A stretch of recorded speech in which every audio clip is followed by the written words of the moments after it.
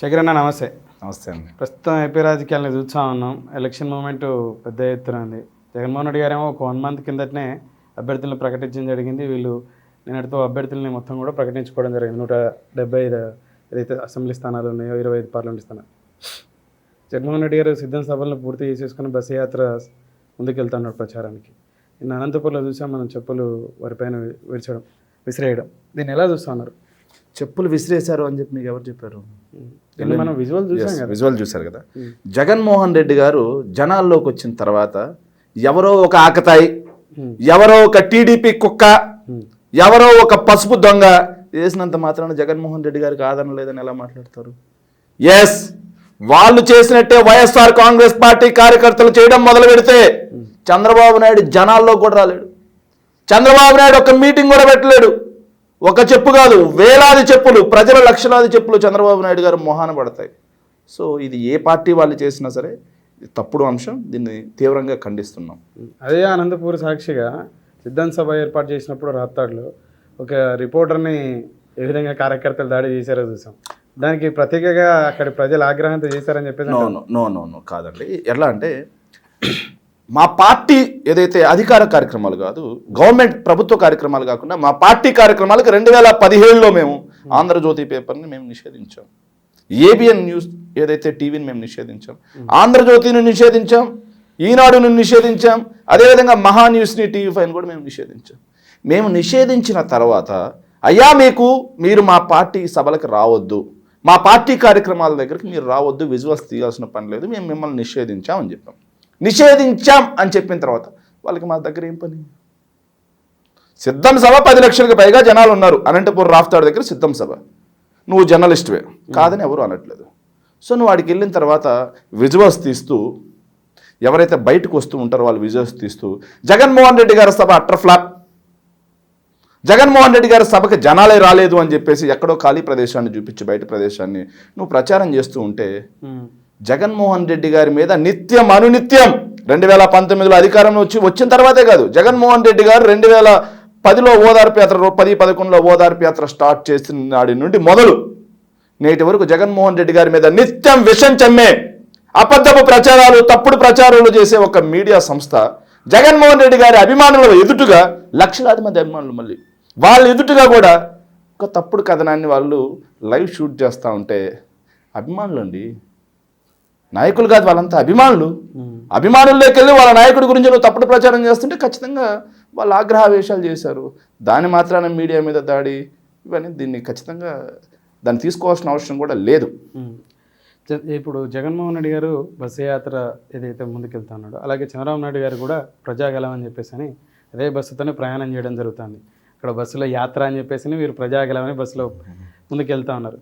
ఈ ప్రజాగలంలో పెద్ద ఎత్తున జగన్మోహన్ రెడ్డి గారిని విమర్శించుతున్నది ఏంటంటే చంద్రబాబు నాయుడు గారు, అలాగే వారాహి అనే వాహనం ద్వారా పవన్ కళ్యాణ్ కూడా నిన్న పిఠాపురం సభ వేదిక ద్వారా అభివృద్ధి అనేది లేదు, ఆంధ్రప్రదేశ్లో అరాచకం మాత్రమే ఉంది, సంక్షేమం అనే పేరు పెట్టి సంక్షేమం అనేది అంతా కూడా బూటకం అని చెప్పేసి ఇటు చంద్రబాబు అటు పవన్ కళ్యాణ్ గారు ఇద్దరు కూడా చెప్పుకురావడం జరుగుతుంది. సరే, వాళ్ళు చెప్పినట్టుగా అరాచకమే అనుకుందాం. ఎస్, అరాచకమే. ఎలాంటి అరాచకం అంటే 2,70,000 కోట్ల రూపాయల డబ్బును నేరుగా డీబీటీ, నాన్ డీబీటీ ద్వారా సంక్షేమ పథకాల కోసం ఖర్చు పెట్టాను చూసారా? ఇది అరాచకమే కాదని ఎవరన్నారు? అరాచకమే. ప్రజల దగ్గరికి వెళ్ళి 2,70,000 కోట్ల రూపాయలు జగన్మోహన్ రెడ్డి గారు నేరుగా మీ ఖాతాల్లో వేశాడమ్మా, డీబీటీ, నాన్ డీబీటీ ద్వారా మీకు అందింది. మరి ఇది అరాచక పాలన కదా? మేమైతే కార్పొరేట్లకు దోచిపెట్టే వాళ్ళం, కాంట్రాక్టర్లకు దోచిపెట్టే వాళ్ళం, కమిషన్లు ఇచ్చి దోచిపెట్టే వాళ్ళం. అలా దోచిపెట్టకుండా డైరెక్ట్గా మా జన్మభూమి కమిటీ తమ్ములకు దోచిపెట్టే వాళ్ళం. ఎవరైతే పంచుతున్న లబ్ధిదారులకు అర్హత ఉన్న వాళ్ళ కాడికి వస్తే వాళ్ళ దగ్గర లంచాల రూపంలో దోచిపెట్టే వాళ్ళం. అని జగన్మోహన్ రెడ్డి గారు అట్లా చేయట్లేదు, సిస్టాన్ని మార్చేశాడు. అలా ఉన్న సిస్టమ్ని ఇలా మార్చేసి నేరుగా మీకు ఇస్తున్నారు. ఇది అరాచక పాలన అని చెప్పి మాట్లాడమనండి. ఏదైతే డెత్ సర్టిఫికేట్ దగ్గర నుంచి బర్త్ సర్టిఫికేట్ వరకు ప్రతి మనిషికి అవసరమైన పౌర సేవలన్నీ గ్రామంలో దొరుకుతూ ఉన్నాయి. ఈరోజు విలేజ్ సెక్రటేరియట్ రూపంలో 15,000 గ్రామ వార్డు సచివాలయాలు కట్టాం. ఇది నిజంగా అరాచకమే. వీటి ద్వారా 1,20,000 మందికి ప్రభుత్వ ఉద్యోగాలు కల్పించాం. అది నిజంగా అరాచకమే. అది చంద్రబాబు నాయుడు గారికి నచ్చదు, పవన్ కళ్యాణ్ గారికి నచ్చదు. పెత్తందారీ వ్యవస్థ కదా. 4 పోర్టులు కడుతున్నాం, చంద్రబాబు నాయుడు గారికి నచ్చదు. 10 ఫిషింగ్ హార్బర్లు కడుతున్నాం, చంద్రబాబు నాయుడు గారికి నచ్చదు. 6 ఫిష్ ల్యాండ్ సెంటర్లు కడుతున్నాం, భోగాపురం ఎయిర్పోర్ట్ కడుతున్నాం, 17 మెడికల్ కాలేజీలు కడుతుంటే 5 మెడికల్ కాలేజీలో ఆపరేషన్ స్టార్ట్ అయ్యాయి. పోలవరం చంద్రబాబు నాయుడు గారి అసంబద్ధత విధానాలతో విధ్వంసం గురైతే దాన్ని ఒక రూపురేఖ తీసుకొచ్చాం. ఇవే కాకుండా రాయలసీమ ఎత్తిపోతలు కడుతున్నాం. ఇవి కాకుండా చంద్రబాబు నాయుడు గారి పీరియడ్లో కేవలం 34,000 కోట్ల రూపాయలు మాత్రమే గ్రౌండ్ అయితే actual investments ministry of commerce ఇచ్చిన నివేదిక ప్రకారం 1,103 కోట్ల రూపాయలు పెట్టుబడులు గ్రౌండ్ చేస్తాం. నిజంగా అరాచక పాలనే కాదని ఎవరు చెప్పారు? ప్రజల దగ్గరికి వెళ్ళమనండి. ఇవన్నీ జగన్మోహన్ రెడ్డి చేశాడు, ఎందుకు అరాచక పాలన అని చెప్పమనండి. విలేజ్ క్లినిక్స్ గ్రామాన హెల్త్ ఇస్తున్నాం. అలాగే రైతు భరోసా కేంద్రాలు విత్తనం దగ్గర నుంచి విక్రయం వరకు రైతుకు ప్రతి దశలో అండగా నిలబడుతున్నాం. చంద్రబాబు నాయుడు గారు రైతు రుణమాఫీ 87,160 కోట్లు అని చెప్పేసి దాన్ని 24,500 కోట్లకు తగ్గించి అది కూడా 15,000 కోట్లు ఇచ్చి రైతులకు వెన్నుపోటు పొడిస్తే మేము రైతుకి 50,000 ఇస్తాం ప్రతి రైతుకు అని చెప్పేసి 67,500 రూపాయలు ఇచ్చాం. ప్రతి రైతుకు చెప్పిన దానికంటే ఒక్క రైతు భరోసా కిందనే 17,500 కోట్ల రూపాయలు ఎక్కువ ఇచ్చాం. 17,500 రూపాయలు ఒక్కొక్క రైతుకి ఎక్కువ ఇచ్చాం. రైతుల దగ్గరికి వెళ్ళి ఇది అరాచక పాలన అని చెప్పండి. డ్వాక్రా మహిళల రుణాలన్నీ సంపూర్ణంగా మాఫీ చేస్తా, బ్యాంకుల్లో ఉన్న మీ బంగారం బయటికి రావాలంటే బాబు అధికారంలోకి రావాలి అని చెప్పి అధికారంలోకి వచ్చాడు. ఏమైనా చేశాడా? గుండు సున్నా. కానీ జగన్మోహన్ రెడ్డి గారు 25,500 కోట్ల రూపాయలు డ్వాక్రా మహిళలకి బెనిఫిషరీ ఇచ్చాడు. మరి అరాచక పాలనే కదా. డ్వాక్రా మహిళల దగ్గరికి వెళ్ళి జగన్మోహన్ రెడ్డి ఇంత డబ్బులు మీకు ఎట్లా ఇస్తానమ్మా, ఇది అరాచకం కాదా అని అడగమనండి, అప్పుడు మాట్లాడదాం. మీరు అన్నారు ఇందాక పోలవరం పూర్తి చేయడం జరిగింది, అలాగే రాయలసీమకు పోలవరం పూర్తి చేయడం జరిగిందని ఒక రూపురేఖ తీసుకొచ్చాం. 2019లో జగన్మోహన్ రెడ్డి గారు గెలిచిన నాటికి పోలవరం 2014 నుంచి 19 వరకు ఏ మేరకు పూర్తయింది, 19 నుంచి ఇప్పుడు 24 మేరకు ఏ మేరకు మీరు పనులు చేశారు? చంద్రబాబు నాయుడు గారి పీరియడ్లో స్పిల్వే ఏదైతే ప్రాజెక్ట్కి మెయిన్ డ్యామ్ వర్క్స్ అంటారు, వాటిని మెయిన్ డ్యామ్ వర్క్స్ ఎంత ఫినిష్ చేశాడు, వాటిని హెడ్ వర్క్స్ అని కూడా అంటారు. హెడ్ వర్క్స్ ఎంత పర్సెంటేజ్ పూర్తి చేశాడు? రమ్మని చెప్పండి, మాట్లాడదాం. ఎట్లయినా ఏ ప్రాజెక్టుకైనా సరే మీరు గుర్తుంచుకోండి, ఎనీ ఇరిగేషన్ ప్రాజెక్ట్ ఏ ప్రాజెక్టుకైనా ఎంత శాతం పూర్తయింది అనడానికి 2 ఉంటాయి. ఒకటి వచ్చేసి కాస్ట్. ప్రాజెక్ట్ కాస్ట్ 10,000 కోట్ల రూపాయలు అయితే దాంట్లో ఒక 7,500 కోట్ల రూపాయలు నువ్వు ఖర్చు చేసి ఉంటే ప్రాజెక్టు కోసం అది నీకు 75% పూర్తయినట్టు. లేదు కాంట్రాక్ట్ వర్క్స్ మొత్తం మీద ఏదైతే పోలవరం ప్రాజెక్టులో చాలా వర్క్స్ ఉన్నాయండి, వీళ్ళు చూపించింది కదా. హెడ్ వర్క్స్ ఒకటి ఉంది, earth cum rock fill dam ఉంది, నెక్స్ట్ అవి కాకుండా రైట్ మెయిన్ కెనాల్కి లెఫ్ట్ మెయిన్ కెనాల్కి సొరంగం ఉంది, అవి కాకుండా హైడ్రో పవర్ ప్రాజెక్ట్ ఉంది, ఇవన్నీ ఉన్నాయి. వీటిల్లో హైడ్రో పవర్ ప్రాజెక్ట్ని చంద్రబాబు నాయుడు గారు చేసింది గుండు సున్నా. హైడ్రో పవర్ ప్రాజెక్ట్ ఈరోజు శరవేగంగా నిర్మాణం జరుగుతుంది. అవి కాకుండా లెఫ్ట్ మెయిన్ కెనాల్కి రైట్ మెయిన్ కెనాల్కి సొరంగాలు మేమే దవ్వాం. అవి కాకుండా ఏదైతే స్పిల్వే ఉందో, పునాదుల్లో ఉన్న స్పిల్వేకి ఒక రేకు డబ్బా తీసుకొచ్చి పెట్టి జయము చంద్రన్న అని కొట్టించుకున్నాడు చంద్రబాబు నాయుడు గారు. కానీ నేడు వెళ్ళి స్పిల్వే చూసుకోండి, వరద నీరు మొత్తం స్పిల్వే ద్వారా పోతున్న విజువల్స్ మీరు చూసారా లేదా? అది ఎవరి ప్రభుత్వ హయాంలో మేము నిర్మించాం. ఇవి కాకుండా earth cum rock fill dam ఏదైతే డయాఫ్రమ్ వాల్ మొత్తం దెబ్బతినిందండి. తెలుసా మీకు? ఎందుకు దెబ్బతినింది తెలుసా? కాపర్ డ్యామ్స్ అని చెప్పి కట్టాల్సింటే అవి పూర్తి చేయకుండా వాటిల్లో 300 మీటర్ల లోపల గ్యాప్స్ వదలడం వల్ల వరద నీరు మొత్తం ఒకే చోట నుంచి వచ్చి సుడులు తిరిగి డయాఫ్రమ్ వాల్ దారుణంగా దెబ్బతింది. ఒక్కొక్క చోట 50-60 అడుగులు లోతు గోతులు పడ్డాయి. పోలవరం ప్రాజెక్ట్ అథారిటీ అని ఒకటి ఉంటుంది, పీపీఏ అంటుంది. ఆ పోలవరం ప్రాజెక్ట్ అథారిటీ వాళ్ళు డయాఫ్రమ్ ఏదైతే ఉందో దాన్ని ఆపేసి earth cum rock fill dam మొత్తం ఆపాల్సిందే అని చెప్పేసి ఆపేసి వాటిని మొత్తం వాళ్ళు నివేదికలు ఇచ్చి నిపుణుల పర్యవేక్షణలో ఆ గుంతలు మనం పూడ్చాలా లేకపోతే మొదటి నుంచి మొదలు పెట్టాలా అని చెప్పేసి మొన్న 2 నెలల క్రితం నివేదిక వచ్చింది. అవి మొత్తం పూడ్చుకుంటూ నిపుణుల ఆధ్వర్యంలో చంద్రబాబు నాయుడు గారు 14 నుంచి 19 వరకు అసమర్థతతో పోలవరం నిర్మాణం చేయలేకపోయాడని మేము అనట్లేదండి. చంద్రబాబు నాయుడు గారు మోక్షగండం విశ్వేశ్వరయ్య లాగా తనను తాను ఊహించుకొని ఒక ఇంజనీర్ అవతారం ఎత్తడం వల్ల పోలవరం ప్రాజెక్ట్ అనేది పూర్తిగా దెబ్బతింది అంటున్నాను నేను. ఈ దెబ్బతిన్న దాన్ని మీరు ఏం చేశారు? మేము అదే చెప్తాం, స్పిల్వే పూర్తి చేశాం.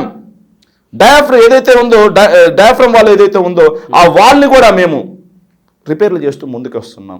ఇవి కాకుండా దాన్ని డయాఫ్రమ్ వాల్ని వాళ్ళ నిపుణుల నివేదికలు ఇవ్వకుండా మనం కట్టడానికి లేదు. ఇంజనీర్ టీం అనేది ఒకటి ఉంటుంది, పోలవరం ప్రాజెక్ట్ అథారిటీ అనేది ఒకటి ఉంటుంది. వాళ్ళు టెస్ట్ చేసి ఏ మేరకు దెబ్బతింది, ఎందుకు దెబ్బతింది, దీన్ని ఎలా ఫిల్ చేయాలి అని చెప్పేసి పూర్తిగా చేసే లోపల మేము పవర్ ప్రాజెక్ట్ ఒకటి హైడ్రో పవర్ ప్రాజెక్ట్ స్టార్ట్ చేసుకున్నాం. అవి కాకుండా టన్నెల్స్ పూర్తి చేసుకున్నాం మేము. సో ఇలా వర్కులు చేసుకుంటూ పోతున్నాం మేము. చంద్రబాబు నాయుడు గారి కంటే కూడా ఇంకా శరవేగంగా వర్కులు చేసాం. చెక్ చేసుకోండి పోయి. 2019కి ముందు పోలవరం ఎలా ఉండేది, 2024లో పోలవరం ఎలా ఉంది, వెళ్ళి చెక్ చేసుకోండి. ఇప్పుడు పెద్ద ఎత్తున పోలవరం ఇష్యూ వచ్చినప్పుడు 2022కు పూర్తి చేస్తామని చెప్పేసి అసెంబ్లీ సాక్షిగా అనిల్ కుమార్ యాదవ్ గారు నాటి ఇరిగేషన్ శాఖ మంత్రి చెప్పుకోవడం. 24 ఇప్పుడు మీరు అధికారం నుంచి అదే అండి నేను చెప్తున్నాను, కూడా అదే నేను చెప్తున్నాను, అదే వినండి. మేము 22కి పూర్తి చేస్తా అన్నమాట వాస్తవం, మేము కాదనట్లేదు. కాకపోతే 20లో వచ్చిన వరదలు, 2021లో వచ్చిన వరదల వల్ల ఆ డయాఫ్రమ్ వాల్ మొత్తం కొట్టుకుపోయింది. చంద్రబాబు నాయుడు ఆ గ్యాప్స్ వదిలిపెట్టిపోయాడు. ఆ గ్యాప్స్ వదిలిపెట్టిపోవడం వల్ల ఏదైతే స్పిల్వే మొత్తం మీద పోవాల్సిన వాటర్ కాస్త కేవలం 300 మీటర్ల లోపల పోవటం వల్ల, ఏదైతే మీ ఊర్లో చెరువు ఉంది, చెరువులో ఒక అలుగు ఉంటుంది, చెరువులో అలుగు 5,000 క్యూసెక్కులు మాత్రమే రిలీజ్ ఉంటుంది. అట్లా కాకుండా పైనుంచి 20,000 క్యూసెక్కులు వరద వచ్చింది అనుకో, 5,000 క్యూసెక్కుల్లో వెళ్ళమంటే ఏమవుతుంది? చెరువు గండి పడుతుంది. స్పిల్వే పూర్తి చేయకుండా, కాపర్ డ్యామ్స్ పూర్తి చేయకుండా డయాఫ్రమ్ వాల్ ఎందుకు కట్టాడు? కట్టడం వల్ల డయాఫ్రమ్ వాలే మెయిన్, వరదను మొత్తం ఆపాల్సింది అదే. వరదను ఆపి స్పిల్వేలో నుంచి సైడ్ నుంచి తీసుకెళ్ళాలి. ఏదైతే నదికి అడ్డంగా కట్టింది కాదు, ఏది స్పిల్వే, నదీ ప్రవాహాన్ని మళ్లించి కట్టింది స్పిల్వే. ఆ నదీ ప్రవాహాన్ని ఆపాల్సింది ఏంటి? Diaphragm wall. ఆ డయాఫ్రమ్ గట్టిగా లేకపోతే ఏమవుతుంది? వరద ఎక్కువ వచ్చినప్పుడు డయాఫ్రమ్ వాల్ కొట్టుకుపోతే రాజమండ్రి దగ్గర నుంచి మొత్తం ఎప్పటిలోకి పూర్తి అవుతుంది అంటారు? ఖచ్చితంగా 2025 లోపల, 25 ఎండింగ్ లేదంటే 26 వరద వచ్చే లోపల పోలవరం ప్రాజెక్ట్ పూర్తవుతుంది. మళ్ళీ మీరు అధికారంలోకి వచ్చి 100%, 1 సంవత్సరం లేదా 2 సంవత్సరాలు పడతారు. 100 చెప్తున్నాం కదా, డయాఫ్రమ్ వాల్ మొత్తం కొట్టుకుపోయింది. పోలవరం ప్రాజెక్ట్ అథారిటీ ఆ పనులు ఆపాల్సిందే నివేదికలు వచ్చేంత వరకు అని చెప్పారు. వాళ్ళు నివేదికలు వచ్చేంత వరకు మేము పనులు ఆపాలా, లేకపోతే ముందుకు 19 నుంచి 24 ఈ 5 సంవత్సరాల కాల పరిధిలో ఇరిగేషన్ డెవలప్మెంట్ మేరకు మీరు కేటాయించిన నిధులు ఏంటి అంటే, ముఖ్యంగా రాయలసీమ ప్రాంతానికి చెప్తానండి చేపట్టిన ప్రాజెక్టులు చెప్తాను. నేను చెప్తాను.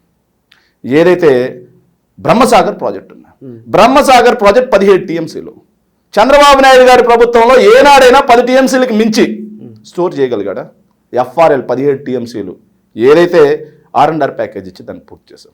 గండికోట ఎఫ్ఆర్ఎల్ చేసాం, చిత్రావతి ఎఫ్ఆర్ఎల్ చేసాం, ఇవే కాకుండా గోరకల్లు ఎఫ్ఆర్ఎల్ చేసాం. నెక్స్ట్ ఇంకోటి హెచ్ఎన్ఎస్ఎస్కి జిఎన్ఎస్ఎస్కి లింక్ ఉంది. ఆ లింక్ కూడా శరవేగంగా నడుస్తుంది. కుప్పం బ్రాంచ్ కెనాల్ పూర్తి చేసి వాటర్ ఎవరు ఇచ్చారండి? కుప్పం బ్రాంచ్ కెనాల్కి వాటర్ ఎవరు ఇచ్చారు? మేమా కాదా? రాయలసీమ ఎత్తిపోతల పథకం ఏ స్థాయిలో ఉందో విజువల్స్ చూసుకోండి. మా సోషల్ మీడియా వాల్స్ అన్నింటిలో ఉంటాయి విజువల్స్, డ్రోన్ విజువల్స్ ఉంటాయి, చూసుకోండి, చెక్ చేయండి. ఇవి కాకుండా ఏదైతే 11,000 క్యూసెక్లు ఉన్నటువంటి పోతిరెడ్డిపాడు హెడ్ రెగ్యులేటర్ని 44,000 క్యూసెక్లకి పెంచింది ఎవరు? దివంగత రాజశేఖర రెడ్డి గారు అయితే దాన్ని 90,000 క్యూసెక్లకి ఎవరు పెంచుతున్నారు? Works under process. Chandrababu Naidu గారు ఏనాడు ఆ దిశగా అడుగులు వేయలేదే. చంద్రబాబు నాయుడు గారు ఎంతవరకు ఆయన ఒక ఈవెంట్స్ మాత్రమే చేశాడు ఇరిగేషన్లో, ఈవెంట్స్ మాత్రమే. ఏదైతే రాజశేఖర రెడ్డి గారు అలాగే కిరణ్ కుమార్ రెడ్డి గారి ప్రభుత్వ హయాంలో పూర్తయిన ప్రాజెక్టులకి ఆయన టెంకాయలు కొట్టి ఎక్సెస్ రేట్లు పెంచుకొని కెనాల్స్ అనే అవి ఇవి అని చెప్పేసి డబ్బు దోచుకున్నాడు తప్పిస్తే నిజంగా రాయలసీమకి వాటర్ ఇచ్చినటువంటి చరిత్ర కాదు. చంద్రబాబు నాయుడు గారికి పిచ్చి పట్టిపోయిందండి. పట్టుసీమ అనే ప్రాజెక్ట్ ద్వారా వాటర్ వేయలేదంట. పట్టిసీమ ప్రాజెక్ట్ అనేది ఏంటండి? పట్టిసీమ ప్రాజెక్ట్ బూటకం 2017లోనే మాట్లాడాం మేము. వైఎస్ రాజశేఖర రెడ్డి గారు కట్టినటువంటి పోలవరం కుడి కాలువ మీద 1800 కోట్ల రూపాయలుతో లిఫ్ట్ పెట్టాడు.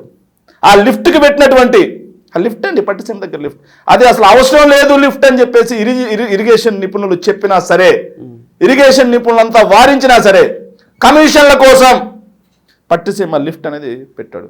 ఆ పట్టిసీమ లిఫ్ట్కి పెట్టిన టైంలో పోలవరం ప్రాజెక్ట్ మీద 1800 కోట్లు ఇన్వెస్ట్ చేయొచ్చు. నో. ఆ లిఫ్ట్ ఏంటో తెలుసా? ఆ మోటార్లు, లిఫ్ట్ మోటార్లు ఎక్కడి నుంచి తీసుకెళ్ళారు తెలుసా? హంద్రీనేవా పంపులు, రాయలసీమ నుంచి హంద్రీనేవా పంపులు తీసుకెళ్ళి పట్టిసీమకు కట్టుకున్నాడు. ఇంకో మాట, చంద్రబాబు నాయుడు గారికి పిచ్చి పట్టిపోయిందండి. ఎంత పిచ్చి పట్టిందంటే, చంద్రబాబు నాయుడు గారు మాట్లాడే మాటలు ఎలా ఉంటాయంటే, రాయలసీమలో సభల్లో ఈ మధ్య ఆయన ప్రజాకలం అని మాట్లాడుతూ గోదావరి వాటర్ రాయలసీమకి ఇస్తాను అంట. ఎట్లా ఇస్తావు నువ్వు గోదావరి వాటర్ రాయలసీమకి? చెప్పమనండి. ఏ దారిని నేను ఇస్తాను? గోదావరి వాటర్ పోలవరంగిన పూర్తయితే వచ్చి కలిసేది ఎక్కడండి? కృష్ణానదిలో. వచ్చి కృష్ణానదిలో ఎక్కడ కలుస్తుంది గోదావరి వాటర్ చెప్పండి? ఏదైతే విజయవాడకి పైన కలుస్తుంది, శ్రీశైలంలో కలుస్తుందా గోదావరి వాటర్ వచ్చి? మరి వారు ఎలా ఇక్కడ సాధ్యపడుతుంది అంటున్నారు? చెప్ప అదే నేను అడుగుతున్నాను. చంద్రబాబు నాయుడు గారికి పిచ్చి పెట్టింది రాష్ట్ర ప్రజలందరికీ. ఆ పిచ్చి ఎక్కించడం కోసం ఒక సైకో లాగా తిరుగుతున్నాడు చంద్రబాబు నాయుడు. ఎలా చెప్పమానండి? దమ్ముగూడెం టెయిల్ పాండ్ అని ఒకటి ఉందండి గోదావరి వాటర్ మీద. రాజశేఖర రెడ్డి గారు ప్రపోజల్ తీసుకొచ్చినటువంటి ప్రాజెక్ట్ అది. ఒకవేళ దమ్ముగూడెం టెయిల్ పాండ్ వాటర్ తీసుకొచ్చినా నాగార్జున సాగర్ పైన పడతాయి. మరి శ్రీశైలంలో పడితే ఎలా రాయలసీమకు వాటర్ వస్తాయి? శ్రీశైలంలో పడకుండా రాయలసీమకు వాటర్ ఎట్టు వస్తాయి? శ్రీశైలంలోకి నువ్వు గోదావరి జలాలు ఎలా తీసుకొస్తావు? అది చెప్పమనండి చాలు. చంద్రబాబు నాయుడు గారిని ఒక ఇంజనీర్ విజనరీ అని మాట్లాడతాను నేను. చంద్రబాబు నాయుడు గారు గోదావరి జలాలు ఎలా తీసుకొచ్చి శ్రీశైలంలో వేస్తారు అది చెప్పమనండి, మాట్లాడదాం.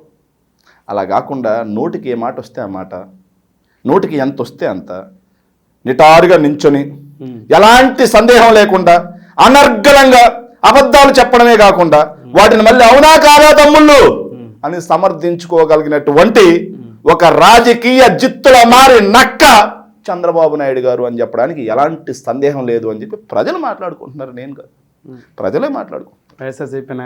వైఎస్ఆర్సీపీ నాయకులు మాట్లాడుకుంటే రాజకీయం అవుతుందండి. ప్రజలే మాట్లాడుకుంటున్నారు ఈరోజు. ఏ ఆర్టిఫిషియల్ ఇంటెలిజెన్స్ వాడి నా మేధో శక్తిని పెంచుకొని మీ పేదరికాన్ని తగ్గిస్తా అంటాడు ఒక చోట. సెల్ ఫోన్ నేనే కనిపెట్టాను. నిన్న మా విందుమూరికి వచ్చాడండి, మా ఉదయగిరి కాన్స్టిట్యున్సీ విందుమూరికి. సెల్ ఫోన్ నేనే కనిపెట్టా తమ్ముడు అని చెప్పి. సెల్ ఫోన్ ఎప్పుడు కనిపెట్టారా? కంప్యూటర్ నేనే కనిపెట్టా తమ్ముడు అన్నాడు. హైదరాబాద్కి నేనే పేరు పెట్టా తమ్ముడు అన్నాడు. హైదరాబాద్కి బొడ్డు కొట్టి బొడ్డు కోసం నామకరణం వేశాడు. హైదరాబాద్ అనే మాట ఆయన నోటి నుంచి వచ్చిందా లేదా మీరు చూసుకోండి రికార్డ్స్. హైదరాబాద్కి నామకరణం నేనే చేశా, పేరు నేనే పెట్టా అంటున్నాడు. హైదరాబాద్ బొడ్డు కోసం ఆయన నామకరణం చేశాడా? హైదరాబాద్ రింగ్ రోడ్ నేనే కట్టాను. హైదరాబాద్ రింగ్ రోడ్ రాజశేఖర రెడ్డి గారి కృషి కాదా? హైదరాబాద్ ఎయిర్పోర్ట్ నేనే కట్టా అంటే రాజశేఖర రెడ్డి గారి కృషి కాదా? హైదరాబాద్ పీవీ ఎక్స్ప్రెస్ హైవే నేనే కట్టా అంటే రాజశేఖర రెడ్డి గారు కాదా? మెట్రో నేనే వేసా అంటారు. మెట్రో అసలు నువ్వు ఉన్నప్పుడు డిపిఆర్ కూడా రెడీ కాలేదు. రాజశేఖర రెడ్డి గారు అధికారంలో ఉన్నప్పుడు దానికి డిపిఆర్ లేసి దానికి అత్యంత క్లిష్టమైన భూసేకరణ మొత్తం కూడా రాజశేఖర రెడ్డి గారు చేసిపోయారు.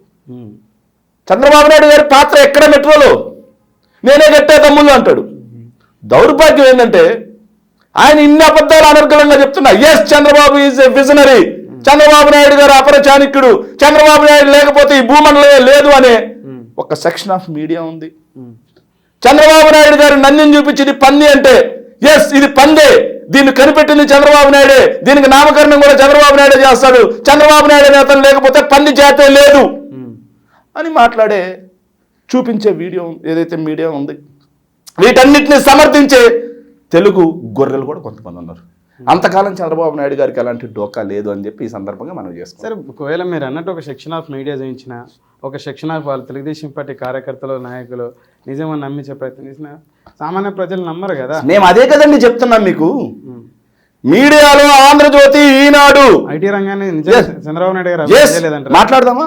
ఐటీ రంగంలో చంద్రబాబు నాయుడు గారి ప్రభుత్వ హయాంలో ఎక్స్పోర్ట్స్ ఎంత, ఏదైతే హైదరాబాద్నే తీసుకున్నాం కంపేర్ టు హైదరాబాద్, ఉమ్మడి ఆంధ్రప్రదేశ్ని తీసుకున్నాం. విభజిత ఆంధ్రప్రదేశ్ వద్దు. 9 సంవత్సరాలు ముఖ్యమంత్రిగా ఉన్నాడు. ఐటీ ఎక్స్పోర్ట్స్, ఐటీ రంగం, నాకు ఒక్క ఐటీ రంగమే కాదు, ఆర్థిక, పారిశ్రామిక, వ్యవసాయ, సర్వీస్ అన్ని రంగాలు తీసుకుందాం.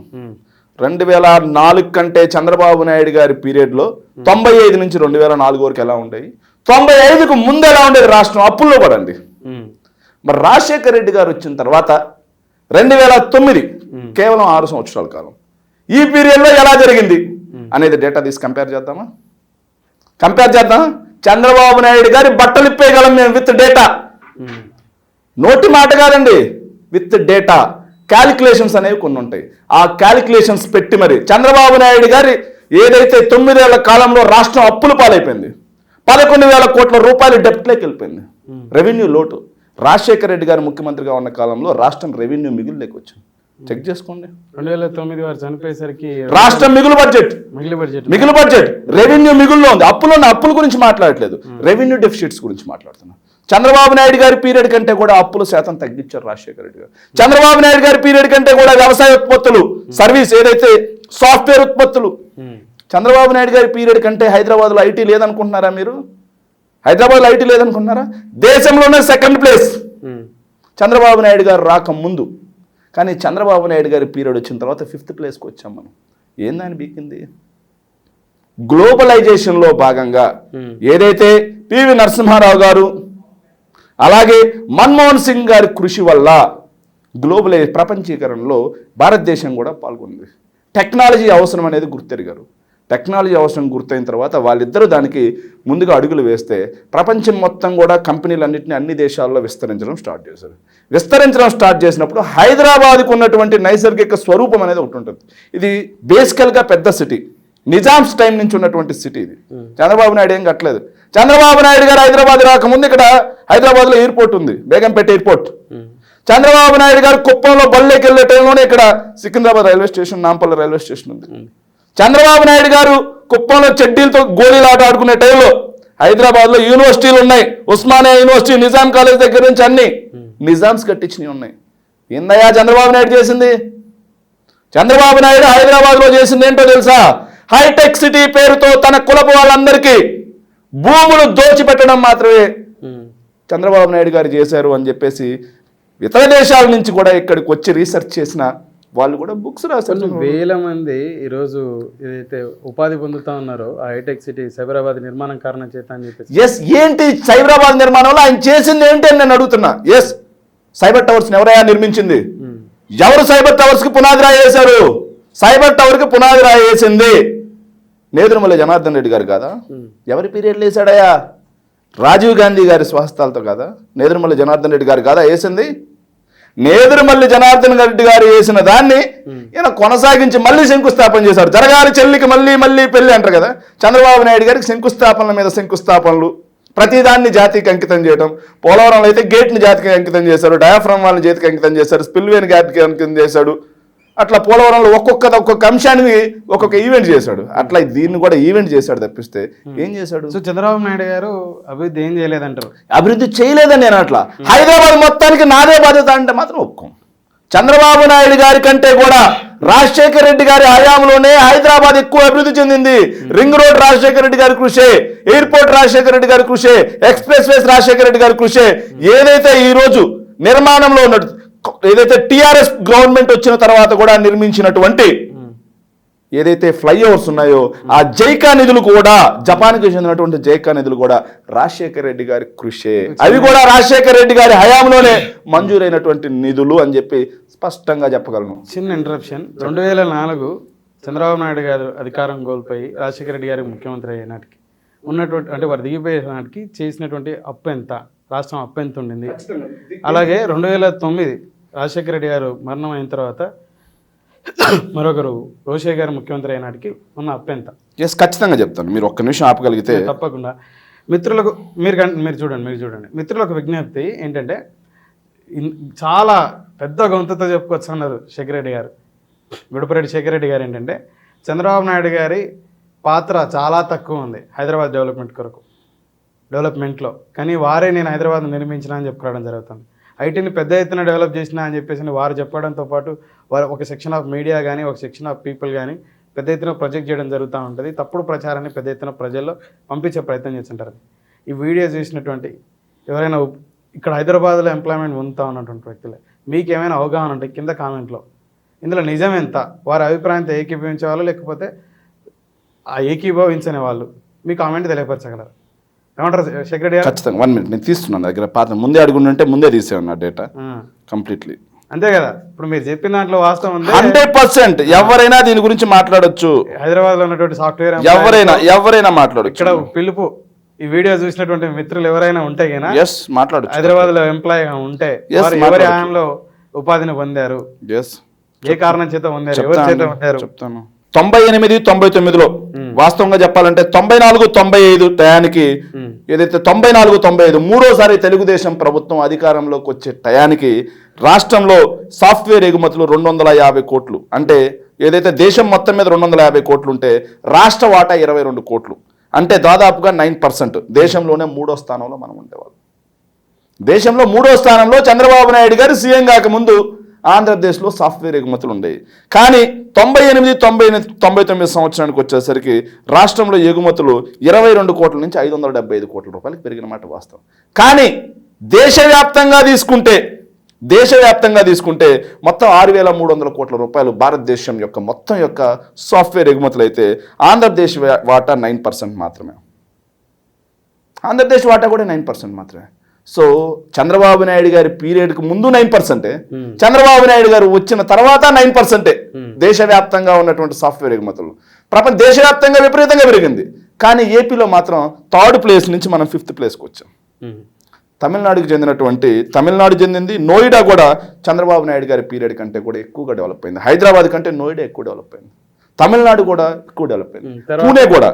ఇవి కాకుండా ఏదైతే రాజశేఖర రెడ్డి గారు 2004 ఎక్కేసరికి 5,025 కోట్ల రూపాయలు విలువైన ఐటీ ఎగుమతులు ఉండేవి. రాజశేఖర రెడ్డి గారు ఎక్కేటానికి 5,025 కోట్ల రూపాయల ఐటీ ఎగుమతులు ఉంటే ఆయన 2010 నాటికి అది 36,000 కోట్ల రూపాయలకు పెరిగిందండి. చంద్రబాబు నాయుడు దిగిపోయే టైంకి 5,000 కోట్ల రూపాయలు ఐటీ ఎగుమతులు ఆంధ్రప్రదేశ్ వాటా. కానీ రాజశేఖర రెడ్డి గారు దిగిపోయే టైంకి అది 36,000 కోట్ల రూపాయలకు పెరిగింది. వేసిన పునాదుల్ని ముందుకు తీసుకెళ్ళి ఇలాంటివన్నీ చెప్పారు. చంద్రబాబు నాయుడు గారు ఏం చెప్తారంటే నేను విత్తనాలు వేసా, విత్తనాలు చెట్లను తీసుకొని పోతున్నాను. పునాదులు ఏంటండి? పునాదులు ఏంటి? రింగ్ రోడ్ ఆయన పునాది వేశాడా? ఫినాన్షియల్ డిస్ట్రిక్ట్ ఆయన పునాది వేశాడా? సైబర్ టవర్కి ఆయన పునాది వేశాడా? నేను అడుగుతున్నా డైరెక్ట్గా. సైబర్ టవర్కి ఆయన పునాది వేశాడా? రింగ్ రోడ్కి పునాది వేశాడా? ఎయిర్పోర్ట్కి, ఇంటర్నేషనల్ ఎయిర్పోర్ట్ పునాది వేశాడా? ఎక్స్ప్రెస్ వేకి పునాది వేశాడా? ఫినాన్షియల్ డిస్ట్రిక్ట్కి పునాది వేశాడా? చెప్పండి. Yes, challenge to any yellows. చెప్పండి, వీటిల్లో దేనికైనా చంద్రబాబు నాయుడు పునాది వేశాడు? ఎస్, దాని గురించి కూడా నేను మాట్లాడతాను అండి. చంద్రబాబు నాయుడు గారి విషయంలో అప్పులు కూడా మామూలుగా ఉండవండి. చంద్రబాబు నాయుడు గారి అప్పులు, బాబు గారు అప్పులు ఎట్లా ఉంటాయనే దానికి నా దగ్గర అన్నీ ఉన్నాయి, లేకుండా ఏం లేదు. అప్పుల సామ్రాట్ చంద్రబాబు నాయుడు అని చెప్పేసి 2017లో నేను ఒక ఆర్టికల్ రాశానండి. అప్పుల సామ్రాట్ చంద్రబాబు నాయుడు అని చెప్పేసి విత్ డేటాతోటి మొత్తం ఊరికే మాట్లాడడం మనం. ఎస్, చంద్రబాబు నాయుడు గారు 5 ఏళ్ల పాలనలో ఆర్థిక క్రమశిక్షణ ఎలా కట్టలు దిగింది, ఏ 5 ఏళ్ల కాలంలో తెలుసా? ఏదైతే మొన్న 2014 నుంచి 19 వరకు ఆర్థిక క్రమశిక్షణ ఎలా జరిగి, ఆర్థిక అవకతవకలు ఎలా జరిగాయని చెప్పేసి కాకు కూడా చెప్పారు. 2004 అధికారం కోల్పోయేసరికి అదే చెప్తున్నాను. చంద్రబాబు నాయుడు గారు ఏదైతే ఉమ్మడి ఆంధ్రప్రదేశ్ లో 9 ఏళ్ల ఆర్థిక పరిపాలన ఎలా ఉంది, 9 ఏళ్లలో ఆయన చేసింది ఏంటంటే 95 వైస్రాయ్ ఘటన వచ్చే టయానికి ఉమ్మడి ఆంధ్రప్రదేశ్ ఆదాయం 13,100 కోట్లు ఉంటే 13,100 కోట్లు ఉమ్మడి ఆంధ్రప్రదేశ్ ఆదాయం. వైస్రాయ్ హోటల్లో చంద్రబాబు నాయుడు గారి మీద చెప్పులేసి అధికారాన్ని చంద్రబాబు నాయుడు గారు రామారావు గారి మీద చెప్పులు వేసి, ఎన్టీ రామారావు గారి మీద చెప్పులు వేసి ఆ నుంచి అధికారం లాక్కొని ఆయన ముఖ్యమంత్రి అయ్యే టయానికి ఏదైతే 95లో 13,000 ఆయనకున్నటువంటి ఏదైతే అప్పు ఎంత ఉందంటే రాష్ట్ర అప్పు ఆయన దిగిపోయే టయానికి 13,100 కోట్ల రూపాయల రాష్ట్ర ఆదాయం ఉంటే ఖర్చులు 14,800 కోట్ల రూపాయలు ఉండేవి. అంటే బడ్జెట్ లోటు ఎంత ఉండేదంటే 1,700 కోట్ల రూపాయలు మాత్రమే ఉండేది. బడ్జెట్ లోటు ఏదైతే మనకు వచ్చే ఆదాయానికి మనం పెట్టే పెట్టుబడికి మధ్య ఉన్న గ్యాప్, బడ్జెట్ లోటు కేవలం 1,700 కోట్ల రూపాయలు మాత్రమే ఉండేది. కానీ 95 బాబు ఆయన వచ్చే టయానికి అది. కానీ బాబు గారు 9 ఏళ్ళు పాలించి ఆయన దిగిపోయే టయానికి రాష్ట్ర ఆదాయం ఏం పెద్దగా పెరిగింది లేదు. కేవలం 10,000 కోట్ల రూపాయలు మాత్రమే. 9 సంవత్సరాల కాలంలో 13,000 కోట్ల రూపాయలు మాత్రమే పెరిగింది. 26,869 కోట్లు కాగా ఖర్చులు మాత్రం 35,575 కోట్లు. అంటే రెవెన్యూ లోటు ఎంత పెట్టాడు తెలుసా ఆయన? రెవెన్యూ లోటు ఆయన దిగిపోయే టయానికి 8,700 కోట్ల రూపాయలు రెవెన్యూ లోటుతో రాజశేఖర రెడ్డి గారికి గవర్నమెంట్ అప్పచెప్పాడు. మరి రాజశేఖర రెడ్డి గారు దిగిపోయే టయానికి 2009 నాటికి రాష్ట్ర ఆదాయం ఎంత పెరిగిందో తెలుసా? డబల్ అయిపోయింది. 30,000 కోట్ల నుంచి 62,000 కోట్ల రూపాయలకి రాష్ట్ర ఆదాయం డబల్ అయిపోయి ఖర్చులు మాత్రం 61,854 కోట్ల రూపాయలు. ఎస్, అది చెప్తానండి. 61,854 కోట్ల రూపాయలకి రాష్ట్రం యొక్క ఖర్చులు పెరిగాయి అనమాట. సో ఆడ రెవెన్యూ లోటు ఎంత ఉంది తెలుసా అండి? ఏదైతే మనకు వచ్చే బడ్జెట్కి మన ఖర్చుకి మొద్ద కేవలం 1,000 కోట్ల రూపాయలు. చంద్రబాబు నాయుడు గారు హయాంలో ఆయన ఆదాయం పెరిగింది లేదు, కానీ ఖర్చులు పెరిగాయి.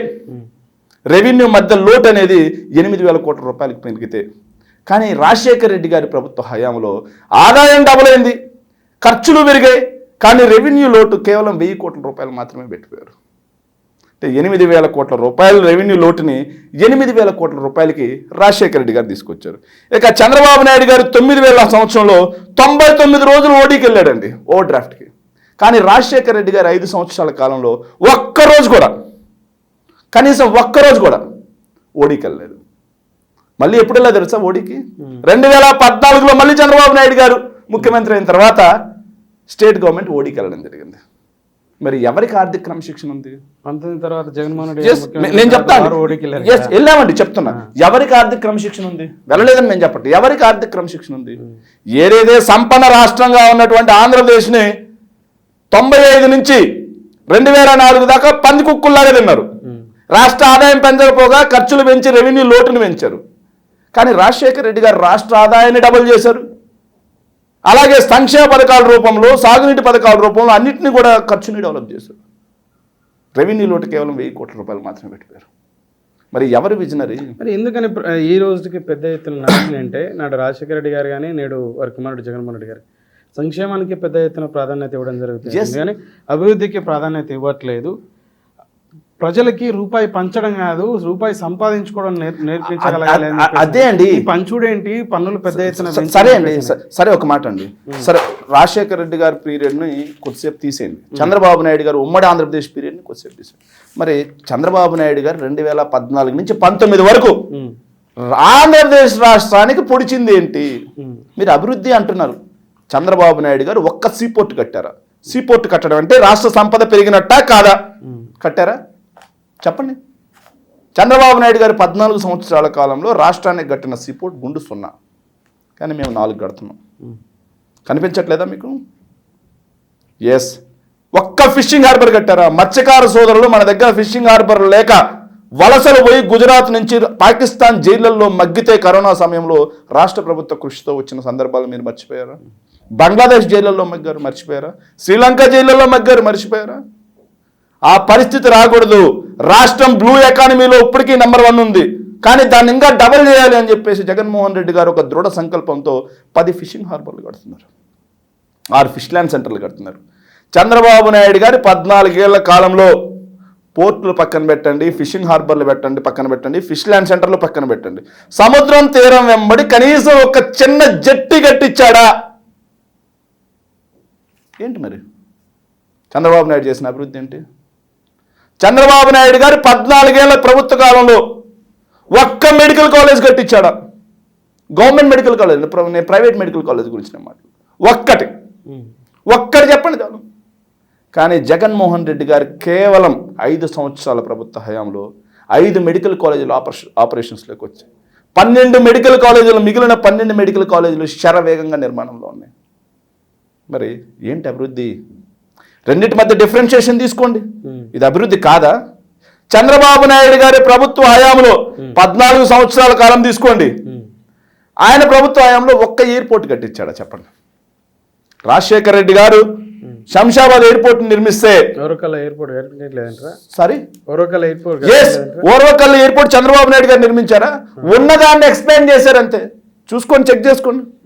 ఇంటర్నేషనల్ ఎయిర్పోర్ట్ చెక్ చేసుకోండి. మీరు ఏదైతే ఇది గన్నవరం ఎయిర్పోర్ట్ తీసుకోండి, ఇంతకుముందు ఉన్నదాన్ని పౌర విమానయాల శాఖ ద్వారా అప్గ్రేడేషన్ చేశారు, అంతేగాని కొత్తగా ఒక ఎయిర్పోర్ట్ నిర్మించారు. చంద్రబాబు నాయుడు 14 నుంచి 19 వరకు డెవలప్మెంట్ ఏం చేయలేదు. మరి కియా ఫ్యాక్టరీ, శ్రీ సిటీలో ఇండస్ట్రీస్ చెప్తానండి, మీ నెల్లూరులో ఇండస్ట్రీస్ ఎలా చెప్తాను. నేను ఎవ్రీథింగ్ ఐ విల్. నేను ప్రతి దాని గురించి మాట్లాడతాను, మీరు కంగారు పడాల్సిన ఏం పని లేదు. చంద్రబాబు నాయుడు గారితో కంపేర్ చేసి అరటి పండు ఒలిచి నోట్లో పెట్టినట్టుగా ప్రజలతో పాటుగా మీకు కూడా విమర్శ అందిస్తాను. మీరు కంగారు పడాల్సిన పని ఏం లేదు. నిమ్మలంగా మాట్లాడదాం. కంగారు మరి ఏమైంది? అది అభివృద్ధి కాదా? చంద్రబాబు నాయుడు గారి ప్రభుత్వ హయాంలో ఏ స్కూల్కైనా కనీసం ఒక మరుగుదొడ్డైనా కట్టించాడని చూపించుకోండి, మాట్లాడదాం. Yes, challenge.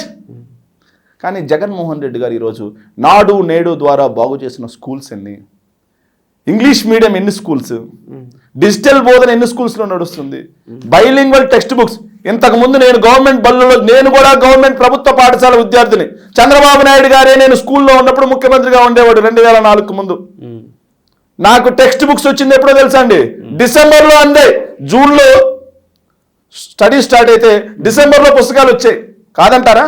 కాదనలేని సత్యం ఎవరు? కాదనలేని సత్యం ఎవరు? బడులు ఎలా ఉండేవి? కనీసం తాగడానికి మంచి నీరు కూడా దొరకని పరిస్థితి. కానీ నేడు స్కూల్స్ ఎలా ఉన్నాయి? స్కూల్స్లో టాయిలెట్స్ ఎలా ఉన్నాయి? స్కూల్స్లో రక్షిత మంచినీటి పథకం ఎలా ఉంది? స్కూల్స్లో గోరుముద్ద ఎలా ఉంది? పిల్లలు వేసుకునే యూనిఫామ్ ఎలా ఉంది? పిల్లలు చదివే పుస్తకాలు ఎలా ఉన్నాయి? పిల్లలకి చెప్పేటువంటి విద్యా బోధన విధానం మారిందా లేదా? ఏదైతే అవైలబిలిటీ ఆఫ్ ఎడ్యుకేషన్లో కేరళని దాటి నెంబర్ 1 ప్లేస్లోకి మనం ఈరోజు వచ్చామంటే అది మా ప్రభుత్వం చేసిన కృషి కాదా? జగన్మోహన్ రెడ్డి గారి చిత్తశుద్ధికి నిదర్శనం కాదా? బైజూస్ కంటెంట్ కూడా పిల్లలకి ఉచితంగా అందిస్తున్నామంటే, ఏదైతే కార్పొరేట్ స్కూళ్ళల్లో ఈరోజు ఆక్రిడ్ స్కూల్, అలాగే ఢిల్లీ పబ్లిక్ స్కూల్ ఇలాంటి స్కూళ్ళల్లో లభించేటువంటి ఐబీ సిలబస్ విద్యని పేద పిల్లలకి, ఏదైతే గుడిసెల్లో ఉండేటువంటి పేద పిల్లలకి వాళ్ళకి మేము ఈరోజు ప్రభుత్వం ద్వారా అందిస్తున్నామంటే ఇది మానవ వనరుల మీద పెట్టిన పెట్టుబడి కాదా?